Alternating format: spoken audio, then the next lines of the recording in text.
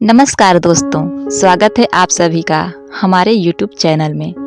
दोस्तों, आज की जो कहानी है बड़ी ही ज्ञानवर्धक और प्रेरणादायक कहानी होने वाली है। आज की जो कहानी है यह गाय माता की कहानी है। हमारे हिंदू धर्म में गाय माता को माँ का दर्जा दिया जाता है। इस कहानी में गाय माता ने ये बताया है कि आखिर मनुष्य गरीब क्यों रहता है, किन कारणों से मनुष्य गरीब रह जाता है। दोस्तों, गाय माता को 33 कोटि देवी देवताओं का आशीर्वाद प्राप्त है। जब देवताओं और असुरों में समुद्र मंथन हुआ था, उस वक्त अन्य रत्नों के साथ समुद्र मंथन से गाय माता की भी उत्पत्ति हुई थी और गाय माता को हमारे उद्धार के लिए कलयुग में भेजा गया। प्रिय दोस्तों, आज की जो कहानी है सुनने के बाद आप गरीब नहीं रहेंगे। अगर आप इस कहानी को ध्यान से सुनेंगे और जिस तरह से इसमें बताई गई बातें हैं उसको ध्यान में रखेंगे और उस बात को अमल करेंगे, अपने जीवन में उतारेंगे, तब यह बातें आपके लिए 100% लाभकारी होगी। दोस्तों, इससे पहले कि हम कहानी को शुरू करें, आप हमारे चैनल को सब्सक्राइब कर लीजिए और साथ ही बगल में बने घंटे के निशान को प्रेस कर लीजिए ताकि हमारे आने वाले हर वीडियो का नोटिफिकेशन आपके पास सबसे पहले पहुंचे और आप उसका लाभ उठा सकें। और साथ ही माताओं, बहनों और भाइयों से निवेदन है, इस कहानी को आधा अधूरा ना छोड़ें, क्योंकि इसमें जो बातें बताई गई हैं बहुत ही लाभकारी बातें बताई गई है। गौ माता ने बताया है आखिर मनुष्य गरीब क्यों रहता है। अगर इसमें बताई गई बातों को आप ध्यान से सुनेंगे, जिस तरह से इसमें बताई गई हैं उस तरह से आचरण करेंगे तो आपके घर में धन की कमी नहीं होगी। अवश्य ही कहीं न कहीं से आपको धन का लाभ होगा। तो दोस्तों, ज़्यादा समय ना लेते हुए कहानी को शुरू करते हैं। प्राचीन काल की बात है। एक नगर में एक किसान और उसकी पत्नी रहा करते थे। वो किसान बड़ा ही गरीब था। उसके पास धन की बहुत ही कमी थी और उस किसान की पत्नी गर्भवती थी। कुछ समय बाद उस किसान की पत्नी ने बहुत ही खूबसूरत बच्चे को जन्म दिया। लेकिन बच्चे को जन्म देने के कुछ समय बाद ही उस किसान की पत्नी का देहांत हो गया, उसकी मृत्यु हो गई। अब किसान पर दुखों का पहाड़ टूट पड़ा, ऊपर से धन की कमी और साथ ही बच्चे का पालन पोषण। पत्नी नहीं है, इस वजह से उसे बहुत परेशानी होने लगी। अब वो जो छोटा सा बालक था उसे भूख प्यास लगती। किसान के पास कोई दूध का साधन नहीं था। उस बच्चे की माँ भी मर चुकी थी और उस किसान के पास कोई गाय, कोई पशु नहीं थी कि उसका दूध पिलाकर बच्चे का पालन पोषण कर सके। वह बच्चा मारे भूख के चिल्लाता रोता तो किसान चावल पकाकर, चावल का पानी उसे पसाकर बच्चे को दिया करता। अब इससे बच्चे का भूख तो नहीं शांत होगा, उसे तो दूध चाहिए था। इसी तरह 2 दिन बीत जाते हैं तो उस किसान का दोस्त उसके घर आता है और किसान की ऐसी हालत देखकर उस किसान का दोस्त कहता है, मित्र, हमारे नगर के पास ही जो वन है उसमें एक महात्मा रहते हैं। उनके पास एक गाय है। तुम उन्हीं महात्मा के पास जाओ और उन महात्मा से निवेदन करो और उस गाय को मांग लेना। मुझे पूर्णतः विश्वास है वो महात्मा उस गाय को तुम्हें दे देंगे। तब वह किसान ये बातें सुनकर अगले दिन ही जाने का मन बना लेता है। फिर जब अगला दिन आता है तब वह किसान अपने बच्चे की जिम्मेदारी पड़ोस के ही एक महिला को देकर वन की तरफ चल देता है। अब चलते चलते सुबह से शाम हो जाती है, लेकिन वह किसान चलता ही जाता है। आखिर पीछे वह महात्मा के कुटिया पर पहुंच जाता है और महात्मा के कुटिया में जाकर वह उन्हें प्रणाम करता है और कहता है, हे साधु महाराज, मेरी पत्नी ने एक बालक को जन्म दिया और जन्म देने के साथ ही वह इस दुनिया को छोड़कर चली गई। अब वह मेरा बालक दूध के मारे छटपटा रहा है।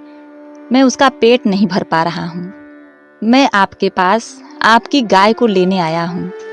कृपया कर आप अपनी गाय मुझे प्रदान कर दीजिए, मुझे दे दीजिए। मैं अपने बालक का भूख शांत कर सकूं, उसे दूध पिलाकर। तब महात्मा ने कहा, हे किसान, मैं तुम्हें इस गाय को अवश्य दे दूंगा।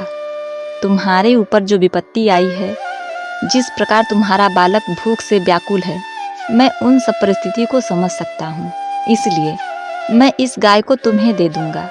लेकिन मेरी एक शर्त है, तुम इस गाय को अपने पास ले जाकर इसके खाने पीने और रख रखाव का पूरा ध्यान रखोगे, समय समय पर चारा पानी देते रहोगे, और सुबह अपने भोजन करने से पहले तुम गाय को एक रोटी जरूर खिलाओगे, क्योंकि जहाँ गाय माता जाती हैं, उनके पीछे पीछे रिद्धि सिद्धि के दाता और भाग्य के विधाता भी जाते हैं। इस गाय को ले जाने के बाद तुम इसकी सेवा करोगे, इसे रोज एक रोटी खिलाओगे अपने भोजन करने से पहले, और इसे स्वच्छ रखोगे, और तब तुम्हारे घर में धन की कमी नहीं होगी। और मेरी एक बात हमेशा याद रखना कि जब तुम्हारी ज़रूरतें पूरी हो जाएं, तुम इस गाय का लाभ उठा लेना। यह गाय दूध देना बंद कर देगी, तब इस गाय को मत छोड़ना, अन्यथा तुम फिर से दरिद्र हो जाओगे। इतनी बातें मेरी याद रखना। किसान ने कहा, हे महात्मा, मैं इन सब बातों का ध्यान रखूंगा।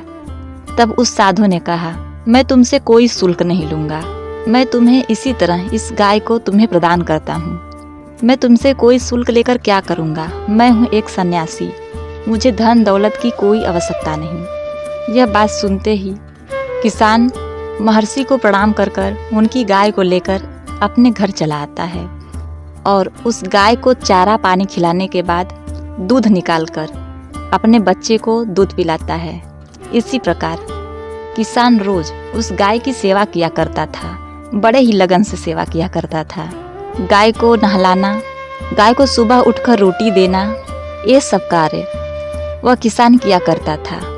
अब किसान का बेटा भी धीरे धीरे बड़ा होने लगा था, और साथ ही वह किसान भी उस नगर का सबसे अमीर व्यक्ति बन जाता है। इसी तरह किसान का जीवन अच्छे से गुजर रहा था।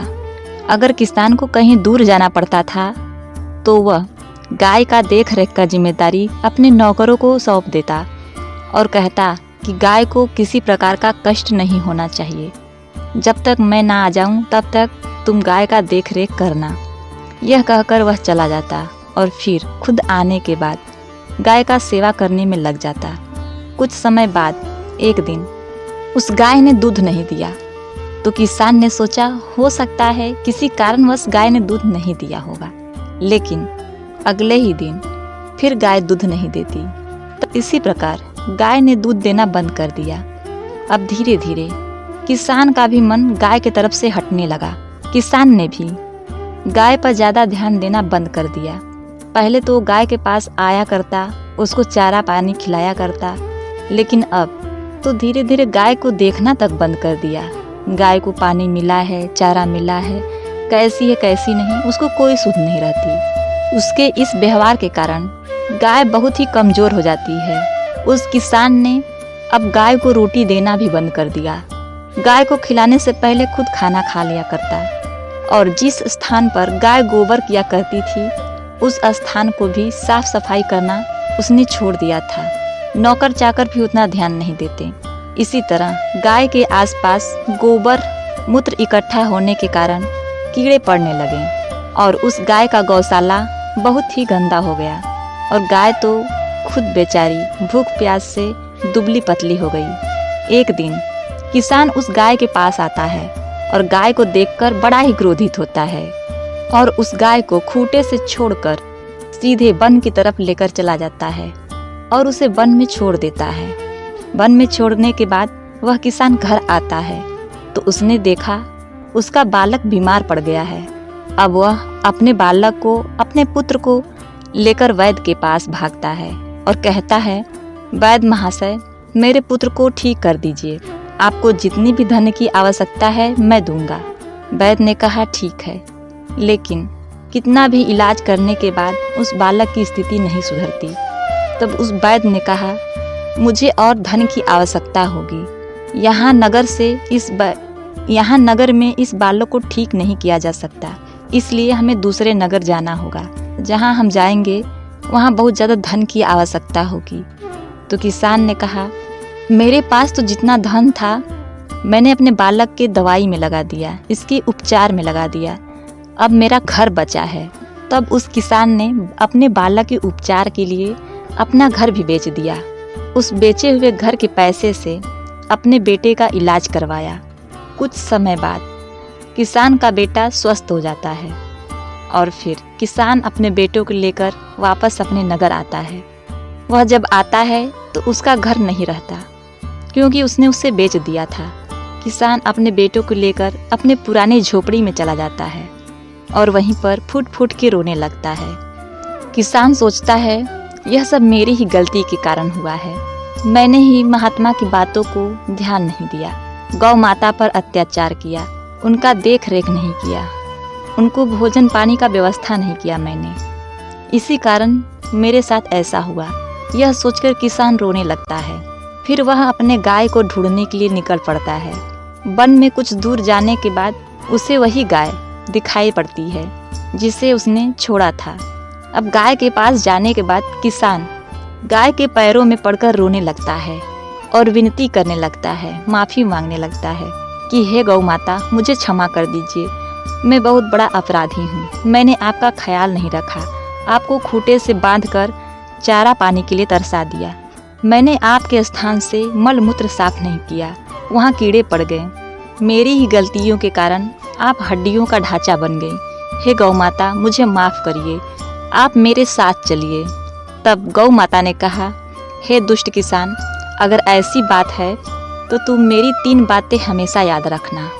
मैं तुम्हें ऐसी 3 बातें बताती हूँ जो हमेशा याद रखोगे, अमल करोगे, तब तुम्हारे ज़िंदगी में कभी भी धन की कमी नहीं होगी और तुम अपने जीवन में उन्नति करोगे, आगे बढ़ोगे।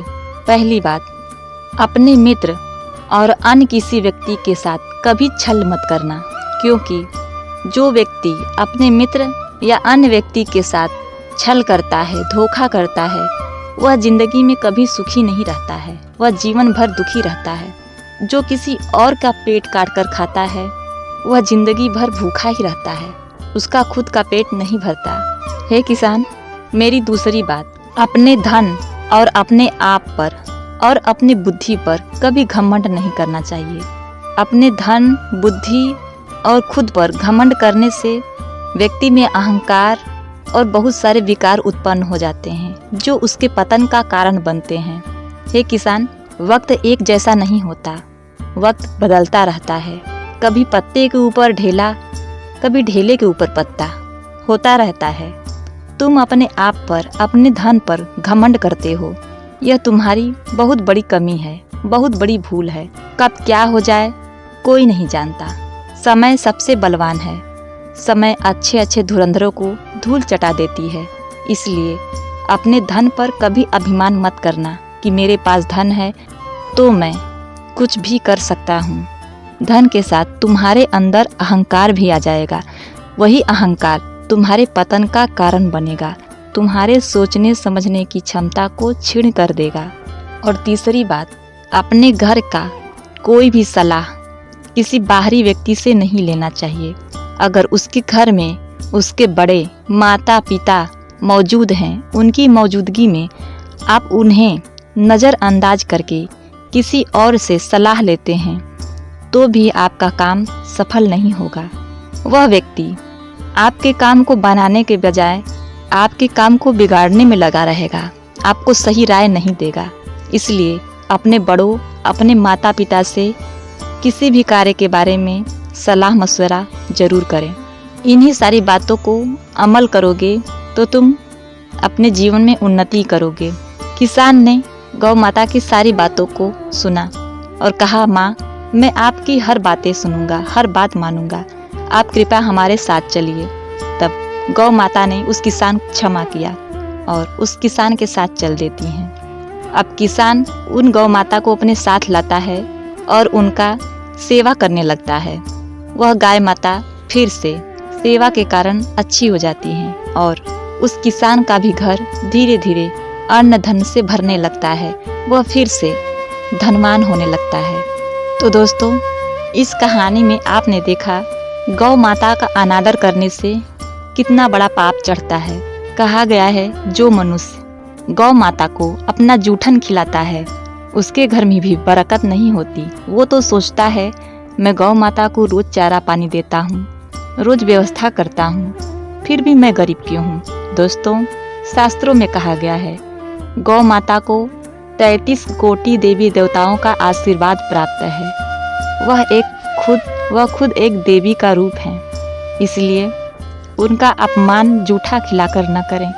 देखा जाता है लोग सुबह शाम का जो भोजन करते हैं उसमें का जूठन किसी पात्र में रख देते हैं और उस पात्र में रखे जूठन को गाय माता के चारे में मिलाकर खिला देते हैं। तो ऐसा नहीं करना चाहिए। हमें अपने जूठन को गाय माता को नहीं खिलाना चाहिए। जो व्यक्ति सुबह ब्रह्म मुहूर्त में नहाकर गौ माता का चरण स्पर्श कर उनके माथे पर प्रेम से हाथ फेरता है और अपने खाना खाने से पूर्व गाय को एक रोटी खिलाता है, वह अवश्य फल प्राप्त करता है। उसके घर में धन धान की कमी नहीं होती। धीरे धीरे उसका घर परिवार सुखमय होने लगता है। तो प्रिय दोस्तों, आपको ये हमारी कहानी कैसी लगी? उम्मीद करती हूँ आपको ये कहानी पसंद आई होगी। अगर आपको हमारी यह कहानी अच्छी लगी तो आप हमारे चैनल को सब्सक्राइब कर लीजिए और